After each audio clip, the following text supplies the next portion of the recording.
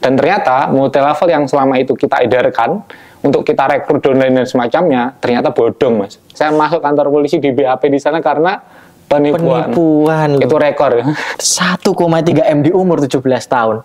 Nah, gimana cara balikinnya itu, Mas? Sebenarnya kita nggak sedang mengelola bisnis, Mas. Tapi kita sedang mengelola manusia.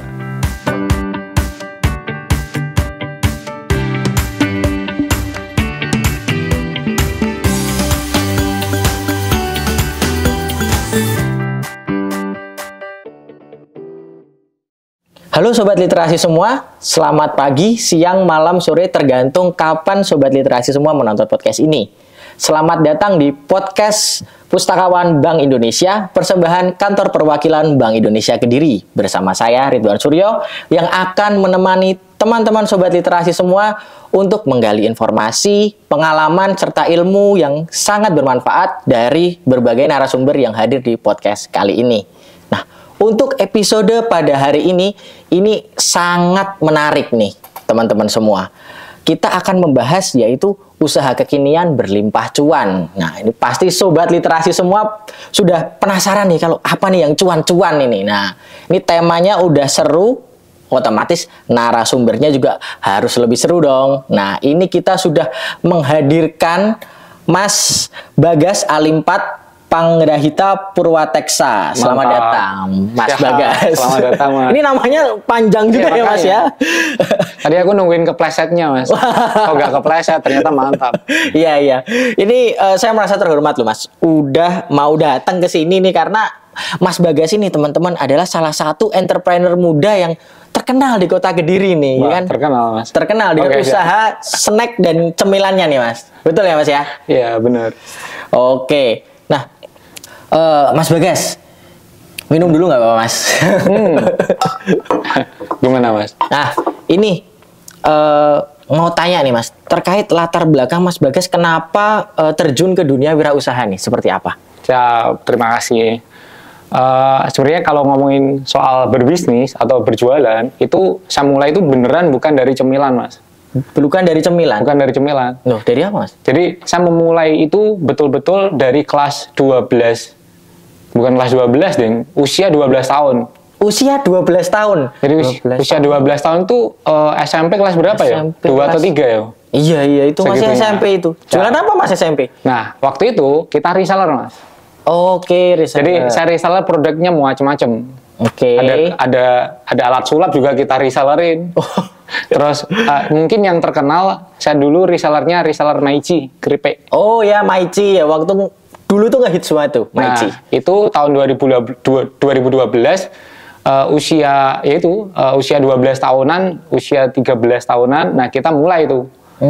Mulai ngerisellerin. Nah, dari reseller kelas 2 SMP kurang lebih ya sampai kelas 1 SMA. Kalau kelas 1 SMA-nya valid. Karena apa? Di kelas 1 SMA, dari yang awalnya reseller, saya mulai masuk ke selanjutnya, MLM, Mas. MLM. Jadi saya pemain multi-level marketing ya. Jadi apapun yang waktu itu ngehits, Mas ikut nih kayaknya. Kita ikut. Jadi pokoknya di prospek tentang uang, oke join gitu ya. Sepertinya bisa menghasilkan mobil 2 pintu, oke join gitu ya. Nah, akhirnya di kelas 1 SMA, saya mau nggak mau, karena mungkin keadaan dan juga terkenalnya multi level kan emang multi level terkenal banget di tahun-tahun saya kelas 1 SMA waktu itu, saya ikutlah MLM itu. Nah, di MLM itu kita kan kalau pengen dapat uang, kita harus bisa ngomong ya, mau nggak mau, bisa presentasi orang, bisa prospek orang agar mereka join. Biar dapat downline ya. Upline ngomong kalau kamu pengen dapat passive income, wah ini bahasa-bahasa MLM kan. Jadi kalau pengen dapat active income, kita harus ngeprospek orang agar kita dapat downline. Downline itu bagi teman-teman yang belum tahu, tim yang ada di bawah kita. Jadi kita harus dapat downline. Itu kalau pengen dapat active income. Kalau pengen dapat passive income, selain merekrut, kita harus bisa mengelola mereka untuk bisa menghasilkan di bawah kita. Iya, betul. Jadi aktifnya dapat, passive income-nya juga dapat. Nah, singkat cerita, itu berjalan cuman sampai kelas 3 SMA tok, dan ternyata multi level yang selama itu kita edarkan untuk kita rekrut downline dan semacamnya ternyata bodong, Mas. Ternyata bodong. Wah, Nah terus Jadi luar biasa. Makanya belum ketemu cemilannya di mana toh. Iya belum itu. Nah, makanya kok udah bodong aja itu Mas. Jadi sepanjang kelas 1, 2 sampai kelas 3 itu ternyata multi level yang selama itu kita edarkan dapat downline kiri kanan sampai dapat reward dan semacamnya. Ternyata produk yang selama itu edarkan itu bodong. Gak punya legalitas dan gak punya macam-macam. Oke. Dan usia waktu itu 16 tahun. Ini mungkin rekor ya, masuk ke polisian bukan karena kasus curanmor, bukan karena kasus SIM STNK atau helm atau motor gak standar, itu bukan. Investasi bodong. Karena kasus penipuan. Oh, penipuan maksudnya. Jadi kan usia 16 kan rata-rata teman saya masuk polisi kan motornya, helmnya dan macamnya kena tilang lah kena gitu. Tilang. Saya masuk kantor polisi di BAP di sana karena penipuan. Itu rekor. Nah, itu usia 16 tahun. Nah, setelah itu waktu di BAP di sana kita ketemunya bukan sebagai terdakwanya, tapi kita sebagai korban. Jadi yang sebagai terdakwa adalah upline saya. Jadi semua downline saya itu aman. Jadi nggak sampai ke kasus hukum, cuman mau nggak mau kita kan punya beban moral dan moral.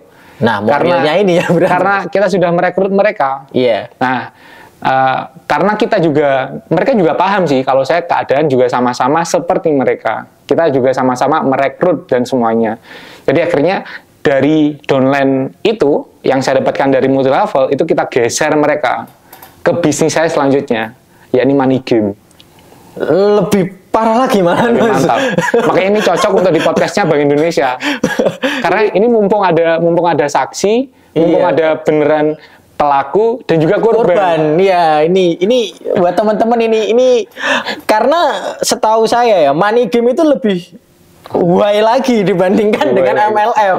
Jadi apalagi sekarang kasus money game itu mungkin lebih terpoles dengan judi online ataupun robot trading. Iya, robot trading. Nah, mereka mungkin kan barusan jebur nih. Aku sudah basah kuyup Mas waktu itu. Jadi udah tenggelam.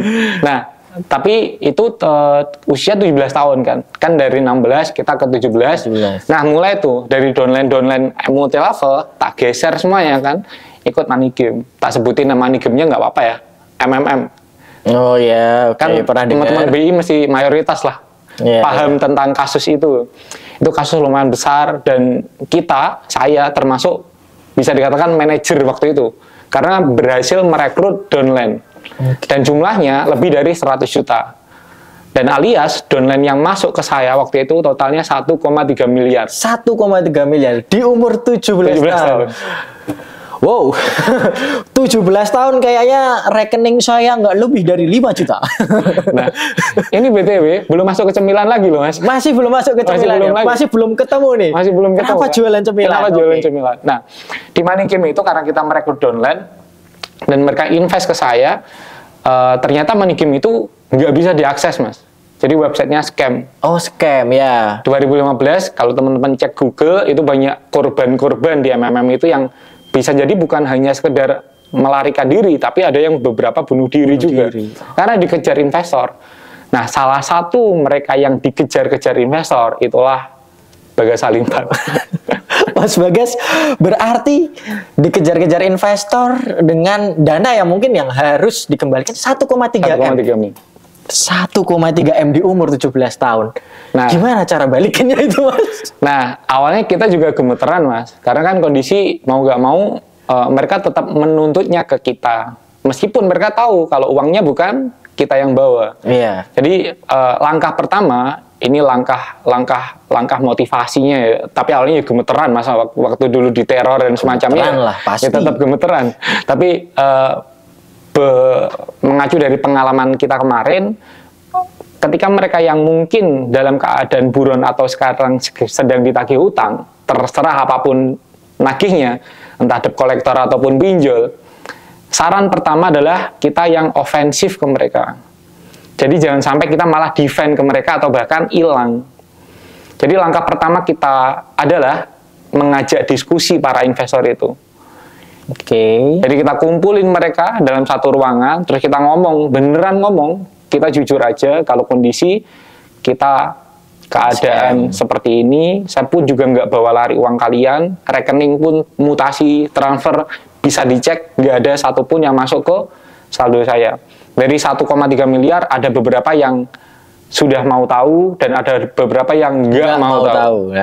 Nah, yang sudah mau tahu, ya sudah, mereka mungkin sudah aman, nggak perlu kita recovery. Tapi mereka yang nggak mau tahu, entah itu karena mereka menginvestasikan karena tanahnya yang tergadaikan atau sertifikat yang masuk ke bank untuk invest ke saya, itu mereka yang nggak mau tahu itu di situ.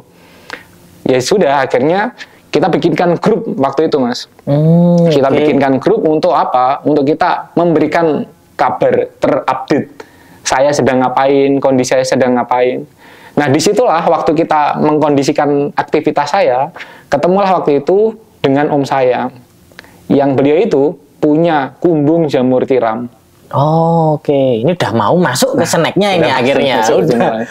Jadi tahun 2015 ya, mendekati 2015. Jadi waktu itu posisi juga UNAS juga belum selesai kan, ujian nasional belum selesai kan, jadi kondisinya terpapar dari sekolah, kita dihantam dengan ujian nasional, sama kehidupan kita diuji dengan ujian kehidupan beneran. Iya. Jadi mau nggak mau ya sudah, kita lama-lama terus dari jamur tiram itu, dari jamur tiram om saya itu beneran kita ya membantu om ya, mulai kumbung jamur tiramnya, kita mulai suplai ke petani atau ke pengepul jamur tiram yang lain, dan dari situlah antara supply dan demand itu beda jauh ternyata di jamur tiram itu. Jadi petani itu ketika dia panen, anggaplah 1 kintal. Kalau ketemu 10 petani, 1 ton, Mas. Per hari. Sedangkan kondisi pasar, entah itu kalau dikirikan pasar grosir, pasar apapun itu ya, mereka pengepul, kapasitasnya itu nggak mungkin lebih dari 1 ton itu. Berarti ada sisa. Ada sisa. Para petani jamur biasanya kalau ada sisa, mereka buang. Buang, Mas? Bukan, makanya disedekahkan, dibagi-bagikan. Entah itu ke tetangganya, ke kerabatnya, dan semacamnya. Nah, dari situ, karena ada sisa, itulah yang tak buat jamur tiram itu, kita buat jadi jamur crispy. Jadi berawal dari itu ya, Mas ya. Dari, kalau bisa aku simpulkan lebih cepat ini, dari permasalahan itu berusaha mencari solusi itu tadi, ketemunya jamur. Nah, dari jamur tiram kita olah jadi jamur crispy. Karena jamur tiramnya kan terbuang kan, tanda kutip ya. Jadi kita olah jadi jamur crispy. Itu 2015 akhir, ya akhirnya sekarang berkembang bukan hanya jamur crispy tok, tapi ada kacang telur, ada keripik pisang, ada makaroni, dan semacamnya. Ini terus banyak ya, Mas ya, ada makaroni, ada apa. Jadi ide bisnis cemilannya itu hanya terpikir, aku mau bisnis jamur aja. Apa ada faktor-faktor lain sih, Mas? Faktornya ya karena ya bisa dibayangkan ya, dengan kondisi jamur tiram yang membludak, petani ngomong ini jamurku dibuang kemana, dipasarkan kemana. Sedangkan pasar itu nggak mau menerima lagi, karena mereka emang suplainya kebutuhan konsumen memang mungkin 1 kintal mungkin. Tapi kalau ada 1 ton yang disuplai, otomatis kan ada 900 kilo, Mas, yang terbuang. Nah, dari situlah akhirnya mau nggak mau kita bikin jamur crispy-nya. Selain itu, kalau kita jual jamur tiram tok, kapan lunasku gitu ya. Karena selisih dari petani aja, dari petani kita masuk ke pasar, mungkin selisih per kilo kan 2.000-3.000. Tapi kalau kita olah jadi jamur crispy, yang awalnya mungkin per kilo jamur tiram 12-13 ribu, kita olah jadi 100.000 bahkan. Marginnya lebih besar. Dan bisa mengembalikan utang lebih cepat. Oke. Dengan kondisi seperti itu, Mas, waktu memulai bisnis jamur itu tadi, jamur crispy, itu berarti masih ada tekanan-tekanan untuk... Masih mau nggak mau. Itu yang membuat Mas Bagas langsung gimana caranya gitu.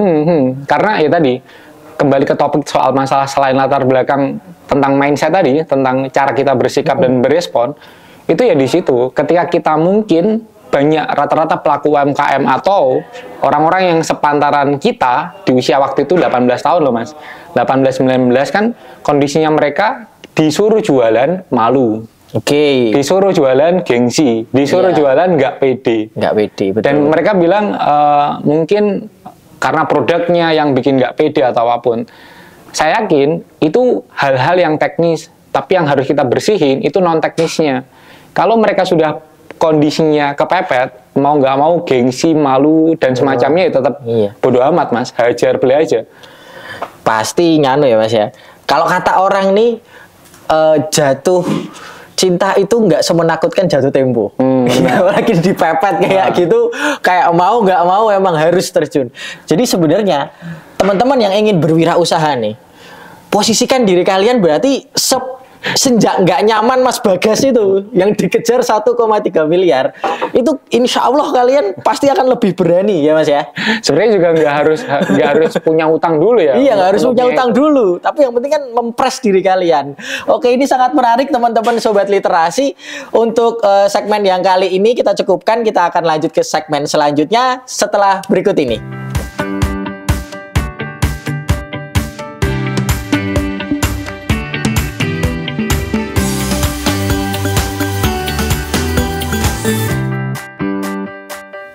Halo sobat literasi semua, kita lanjut ke segmen yang selanjutnya yang ini lebih seru lagi. Kita akan membahas terkait produk-produk yang ada di sini nih, gitu kan. Ini Mas Bagas ini sebagai juragan cemilan ini kita mau tahu bagaimana tadi kan berawal dari jamur, terus di sini ada telur, kacang telur, di sini ada ini apa ini Mas? Itu jamur lunas. Oh, jamur lunas. Nah, ini dan banyak wajah-wajah di sini yang cukup familiar. Nah, ini akan kita bahas teman-teman. Oke, Mas Bagas. Ini gimana sih strategi dalam pemasaran snack cemilan ini?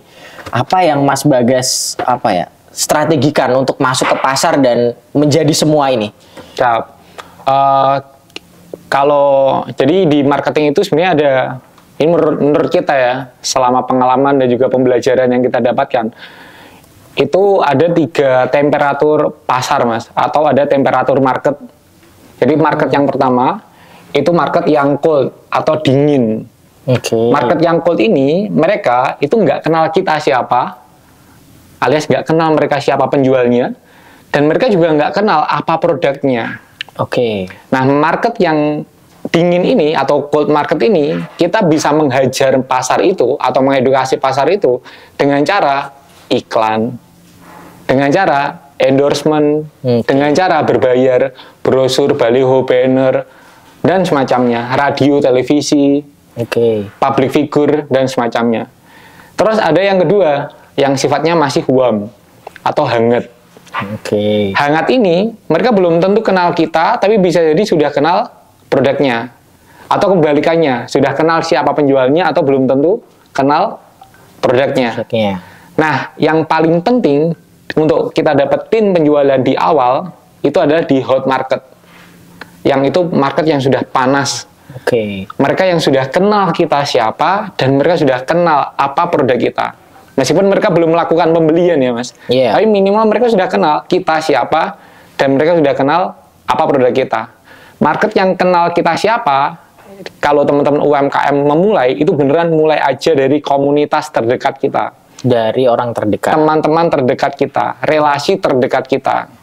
Itu karena apa? Hot market tadi, mereka kenal kita, mereka kenal reputasi kita, mereka kenal dengan authority kita, mereka kenal kita itu siapa. Minimal, anggaplah mereka nggak butuh produknya, tapi kasihan sama kita penjualnya. Iya. Minimal begitu. Kalau temen kan pasti support gitu kan ya. Terjadi penjualan, goalnya. Iya, betul. Nah, maka dari itu, bagi teman-teman mungkin UMKM pengen beneran hajar bleh marketing atau penjualan yang signifikan, luasin market yang hot market ini. Alias, pasar kita harus benar-benar kita luaskan. Selain luas, juga harus berkualitas. Kalau teman-teman kita luas, tapi nggak berkualitas, isinya cuma gibah, iri, dengki gitu. Iya, betul. Tapi kalau teman kita luas sekaligus berkualitas, mereka bakal support. Minimal jadi reseller kita, minimal jadi agen kita, minimal jadi mereka memasarkan produk kita. Betul. Karena apa ya? Karena hot market ini kan orang yang deket sama kita Orang ya. yang deket sama kita. Oke, lah ini Mas deket sama orang-orang ini kah? Nah, ini menarik banget ini gambar-gambarnya ini. Nah ini serunya, karena waktu itu yang deket sama saya bukan teman, guru dan semacamnya, yang deket sama saya itu investor, Mas. Investor. Karena mereka nagih-nagih saya, otomatis kan mereka dekat sama saya. Oh iya. Mereka nggak mau lari dari saya, mereka nggak mau pergi jauh dari saya.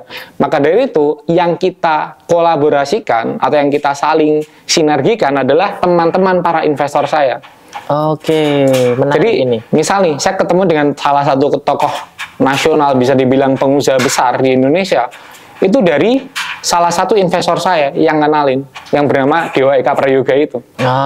Oke. Jadi Kang Dewa bikin event waktu itu di Grand Surya Kediri, saya diajakin investor saya untuk ikut event itu.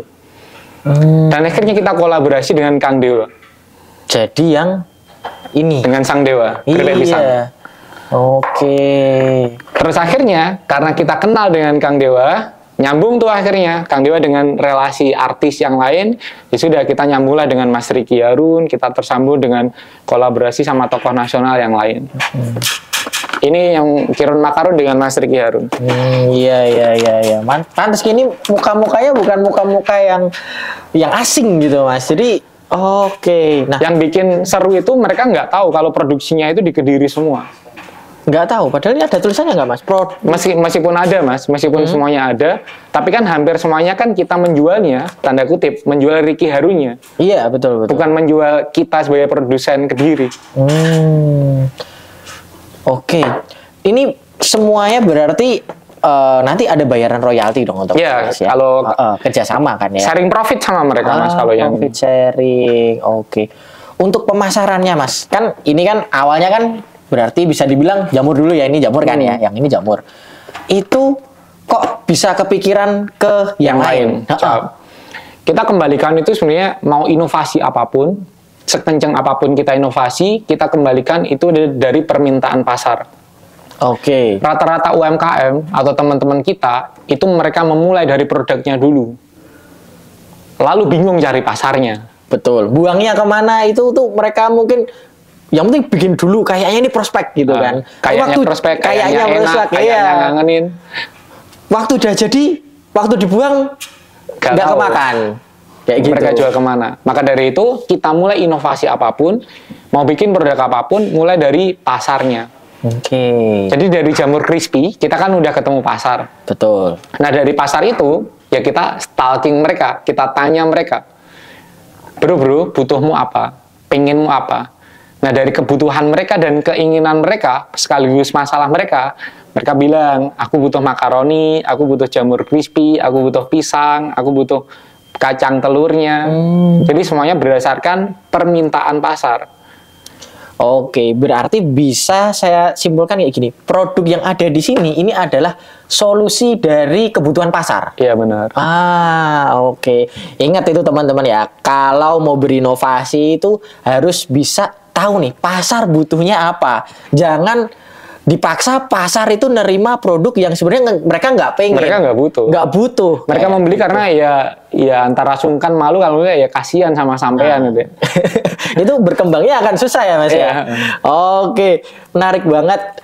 Terus ini Mas, dari semua produk ini bagaimana mendistribusikannya? Kan otomatis apakah misalnya Mas melakukan survei nih, oh pisang nih paling banyak area ini gitu. Enggak. Jadi gimana? kita distribusinya pakai otomatis ya. Setiap tokoh yang ada di masing-masing brand itu punya follower. Oke. Mereka punya, jadi sebenarnya mutualisme. Mereka punya follower yang cuman angka, tapi nggak masuk saldo rekening. Iya. Kita punya produk, tapi kita nggak punya jangkauan database follower itu. Dan akhirnya kita sinergi, follower itu kita sinergikan dengan produk, hasilnya kan saldo rekening Mas. Betul. Akhirnya ya kita bilang ke para follower nih, misal Ricky Harun, kita posting ke post akunnya Instagram, mulai apapun sosmednya Mas Ricky Harun, lalu kita posting bagi teman-teman follower saya, tapi sayanya di sini Ricky Harun, yang pengen dapat penghasilan tambahan, entah itu ibu rumah tangga ataupun kalian yang sedang sekolah, kampus dan semacamnya, pengen dapat penghasilan tambahan, yuk gabung menjadi reseller saya. Saya di sini Ricky Harun. Ketika kita tambahin poin, value tambahan dengan selain bisa dapatkan penghasilan, nanti dapat mentoring pembinaan langsung dari saya. Sayanya di sini juga Ricky Harun. Otomatis mereka fanbase-nya Ricky Harun, followernya Ricky Harun, mau nggak mau mas, transfer. Mau nggak mau ya siap untuk hajar play, apalagi lebih dekat dengan idolanya. Oh iya. Jadi ketemunya distribusinya pakai apa? Pakai database mereka dan namanya reseller. Oke. Berarti ini juga berlaku ke semuanya ya? Semuanya. Tapi ada yang menarik di sini itu pecah telur ini nggak ada gambarnya? Pecah telur ini salah satu channel YouTube. Kalau teman-teman cek channel YouTube Pecah Telur, itu view-nya udah jutaan. Di sini ada logonya YouTube nih teman-teman. Nah, Pecah Telur, anggaplah kita ngomong soal YouTube dulu ya. Pecah Telur, mereka kan monetize lewat AdSense, kalau nggak lewat iklan endorsement. Betul. Akhirnya kita coba kerjasamakan dengan mereka. Wahai Pecah Telur, daripada cuman dapat monetize dari AdSense dan juga endorsement itu pun juga jarang-jarang, gimana kalau kita kolaborasi? Setiap video YouTube yang Anda upload, tampilkan kacang telur ini, kita branding dengan nama Pecah Telur Snack. Anggaplah satu video rata-rata biasanya 500.000 penonton. Ketika kita launching ini, kita sampai 2,7 juta penonton. Dari 2,7 juta penonton, masa iya 1.000 orang nggak beli? Masa iya 100 orang nggak beli? Padahal 1 juta aja, 1.000 orang itu nggak sampai 1 juta, 10%-nya berapa nih? 100.000 kan? 100.000 itu paling ya 0,01% conversion rate-nya ya kalau misalnya itu dari jumlah view ke pembelian produk. Iya. Nah 1.000 dikali misal ini harga anggaplah 20.000 atau 15.000, yaitu omset yang masuk, mau nggak mau. Jadi akhirnya monetize-nya adalah kalau ini Pecah Telur bukan lewat channel Instagram, bukan lewat channel Facebook ataupun TikTok, tapi lewat YouTube. Jadi balik lagi, semua berdasarkan inovasi yang dibutuhkan sama segmen pasarnya. Oke. Ini menarik banget ya teman-teman ya. Cara marketing yang menurut aku nih sangat-sangat kreatif dan mudah banget. Dari kolaborasi, kalau bisa dibilang ya Mas Bagas ini, kalau dibilang modal, itu wah kadang kan teman-teman kalau mau suruh wirausaha, nggak punya modal. Padahal relasi itu modal ya Mas ya. Relasi itu modal. Ini adalah wujud dari pengembangan modal dari Mas Bagas.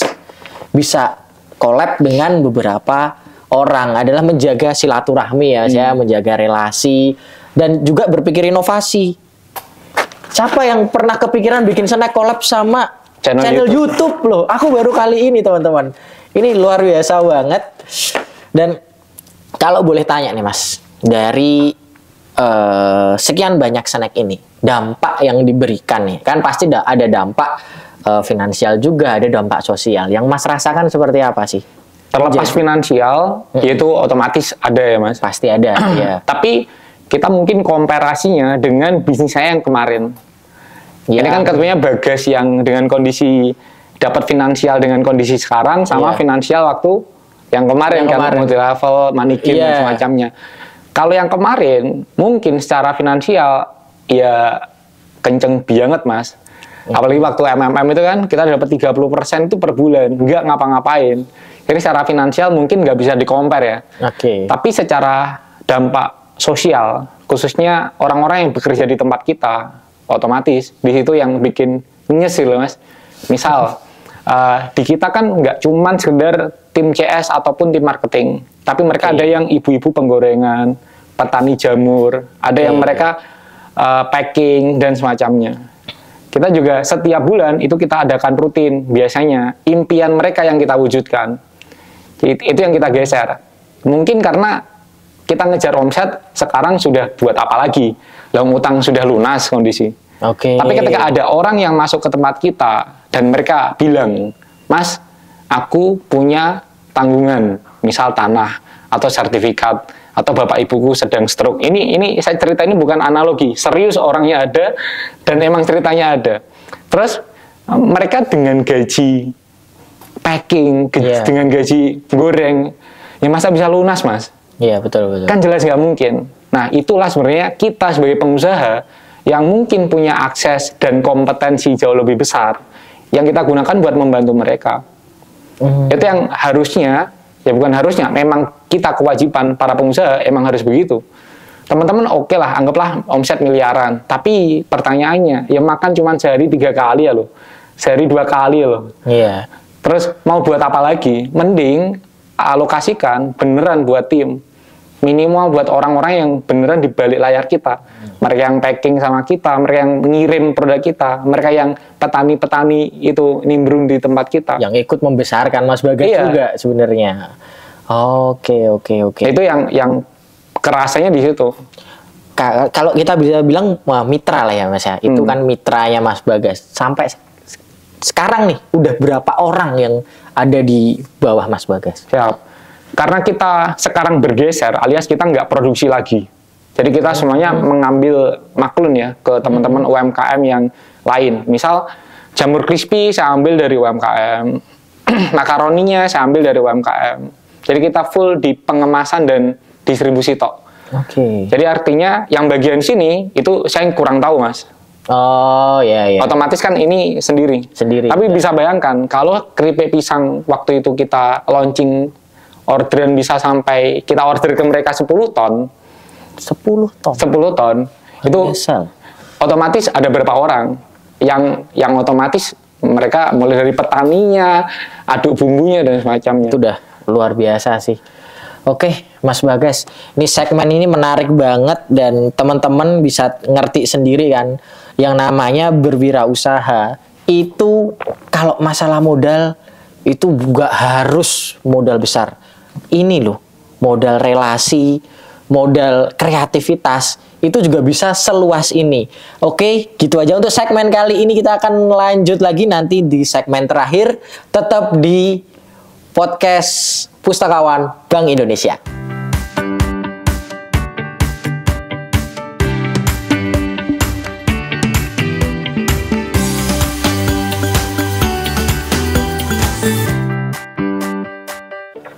Halo Sobat Literasi sekalian, kita udah sampai di segmen yang terakhir dan ini kita akan tanya-tanya lagi nih dengan Mas Bagas terkait ke depan ini Mas, mau seperti apa sih? Apa target-target yang ingin dicapai Mas Bagas ke depan? Kita beda ya Mas, mungkin kalau teman-teman yang lain 5 tahun nggak mau ngapain, 10 tahun nggak ngapain. Tapi sepertinya ini beda malah. Jadi setiap brand-brand ini yang di-handle, itu setiap brand itu ada leadernya. Ada masing-masing orangnya. Oke. Nah, rencananya bahkan ketika mungkin targetnya sudah tembus atau targetnya sudah sesuai, sudah mumpuni, dan mereka secara kompetensi sudah layak, bisa jadi mereka yang awalnya karyawan dan tim di tempat kita malah ajukan mereka untuk jadi kepemilikan di tempat kita. Oh gitu. Jadi mereka yang mungkin sekarang CS, mungkin yang sekarang packing toh, atau ngirim toh, atau bagian ngaduk bumbu aja, itu mereka bahkan kita plankan untuk, ya kalau bisa, ini ya usaha kalian. Jadi biar rasa kepemilikannya juga besar ya Mas ya? Jadi nggak sekedar ini rasa memiliki, bukan begitu. Emang beneran mereka memiliki nanti. Okay. Mungkin bisa kita sharing profit lagi tambahan untuk ke mereka. Jadi setiap brand di-handle tuh 1 liter. Nah nanti mereka ya sudah, ini brand milikmu, ini brand milikmu, ini brand milikmu. Itu yang mungkin bentar lagi ya, yang kita akan mainkan. Terus begitu pun ada beberapa tim yang lain, bisa jadi tim konten atau tim produksi, tim pengiriman yang mereka bisa jadi nggak handle brand-brand ini. Oke. Nah itu gimana biar mengantisipasi agar mereka tetap aman, nggak cemburu dan semacamnya? Ya kita tetap bikinkan mereka usaha. Misal nih mereka yang sedang ngaduk bumbu, mereka kan paham bumbu-bumbu kita. Oke. Mereka paham mulai tahu suppliernya dari mana, mereka yang purchasing, mereka yang PO. Mereka yang semacamnya, semuanya. Nah itu kita bikinkan brand atau bikinkan usaha untuk apa? Dia yang sekarang mungkin aduk bumbu dan semacamnya, dia bisa jadi leader untuk apa? Handle brand tentang bumbu-bumbu ini yang kita suplai untuk UMKM. Oke. Begitupun sampai tim pengiriman. Tim pengiriman mungkin sekarang mereka sedang kirim kemana-mana, ke ekspedisi, entah itu JNE, JNT, Indah Kargo, Dakota, dan semacamnya. Tapi kalau mereka beneran berkompetensi dan cocok untuk kita ajakin serius, ya bisa jadi pengiriman bukan hanya sekedar mengirim produk kita tok, tapi kita bisa bantu UMKM yang lain, dan kita malah bisa jadi dia bikin usaha tentang ekspedisi. Karena mereka tahu ongkirnya berapa, hitung volume berapa, meskipun secara state atau posisi mereka karyawan sekarang. Tapi ke depan ya kita arahkan untuk mereka harus punya jiwa-jiwa pengusaha. Begitupun tim konten. Tim konten di tempat kita, yang bagian foto, video, bikin post di postingannya Mas Ricky Harun, pecah telur dan semacamnya, dia sudah punya pengalaman di sini. Nah itu kita bikinkan usaha untuk apa? Bikin brand solusi konten para UMKM. Oke. Jadi akhirnya state-nya yang mulai awalnya dia mungkin sekarang karyawan, tapi lama-kelamaan ya kita arahkan mereka untuk sama-sama punya jiwa pengusaha juga. Dan ada kepemilikan di tempat kita. Jadi emang apa ya? Untuk ini kan strategi dalam mengembangkan tim berarti. Iya, mau nggak mau. Oh, keren banget nih. Dan otomatis ketika timnya berkembang, ya usahanya berkembang. Karena basisnya gini, ini prinsipnya ya. Ketika kita mengelola bisnis, sebenarnya kita nggak sedang mengelola bisnis, Mas. Tapi kita sedang mengelola manusia. Yang manusia itu mengelola bisnis kita, kan begitu? Iya, berarti harus diselesaikan dari juga manusianya dulu. Oke. Kalau manusianya nggak selesai, ya gimana mereka mau mengelola bisnis dengan baik? Aku dari tadi sih penasaran ya teman-teman ya. Ini kan bungkusnya udah bagus ya. Ini kita belum cek isinya nih. Boleh dong Mas ya? Ya di styrofoam toh di sini ya. Iya loh, siapa tahu loh ini kan. Ya. Ini properti toh ya. Ini dikasih nitrogen. Ini ya. Harus kita cek dulu kan bungkusnya udah bagus gimana rasanya teman-teman. Kan gratis Mas, kalau itu harus bilang enak. Nah, jelas. Ini soalnya aku baca ini enak. Gitu. Jalu. Enaknya bikin kapok ngutang lagi loh. Ini dari Jogja loh Mas, tokohnya ini Mas Sabtuari. Bikin kapok ngutang loh guys ini guys. Nah, enak beneran nggak Mas? Enak beneran ini, enak beneran kalian bisa cobain satu-satu kayaknya enak ini guys. Dan ke endorse. Oke, aku sampai saking enaknya aku lupa mau tanya apa lagi ya teman-teman ya. Oke, ini mungkin pertanyaan terakhir buat Mas Bagas. Pesan apa sih yang bisa Mas Bagas kasih ke teman-teman sobat literasi semua yang sedang mendengarkan podcast ini? Siap, biar vibes-nya nggak seperti orang mau meninggal Mas ya. Gimana pesan-pesan terakhir dan semacamnya. Saya mungkin mengutip dari bukunya Kang Dewa ada. Terus di seminarnya waktu itu Yasa Singgih, saya mendengarkan satu quote kalimat yang teman-teman yang anak-anak muda khususnya itu beneran bisa nampol. Ya ini satu pesan quote-nya atau motivasi dari beliau. Saya coba sampaikan lagi di sini. Sekaligus menutup sesi kita selesai. Lebih baik kita kehilangan masa muda kita daripada kita kehilangan masa depan kita. Itu quote-nya ngena banget ya teman-teman ya. Dengerin itu. Jangan sampai kehilangan masa tua, ya kan? Masa muda, ya udahlah, mungkin pernah terjebak di berbagai hal. Jangan pengen cepet-cepet kaya, cepet, tapi caranya instan. Oh itu nggak ada, teman-teman. Ingat ya, sampai nanti jangan sampai kejebak kayak tadi bisnis-bisnis yang scam seperti itu. Oke, sobat literasi semua, ini udah banyak banget ilmu yang kita serap dari Mas Bagas, dari pengalamannya dia, bagaimana Mas Bagas mengembangkan bisnis, bahkan sampai strategi marketingnya itu seperti apa sih. Nah, kalau boleh saya simpulkan secara trick of three nih, kan ada trick of three, ada 3 poin penting yang bisa kita ambil. Yang pertama adalah relasi itu mempercepat rezeki. Ya, mungkin rezeki itu udah ada takarannya ya Mas ya. Tapi dengan banyaknya relasi, luasnya relasi itu akan mempercepat aliran rezeki itu sampai ke kita. Yang poin yang kedua adalah modal tidak selalu penting, tapi mental yang terpenting, ya kan? Nah, dengan tekanan yang luar biasa, Mas Bagas bisa menghadapi itu semua dan justru menghasilkan produk-produk yang luar biasa seperti ini. Itu kalau mentalnya nggak jadi beneran itu juga akan susah. Dan yang ketiga, terus berinovasi atau mati. Bisa dilihat dari semua yang ada di sini itu adalah hasil dari inovasi, ada gagasan dari Mas Bagas sendiri. Tuh.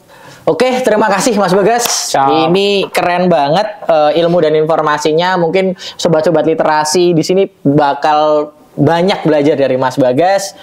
Oke, demikian podcast Pustakawan Bank Indonesia pada episode kali ini. Semoga menginspirasi dan salam literasi.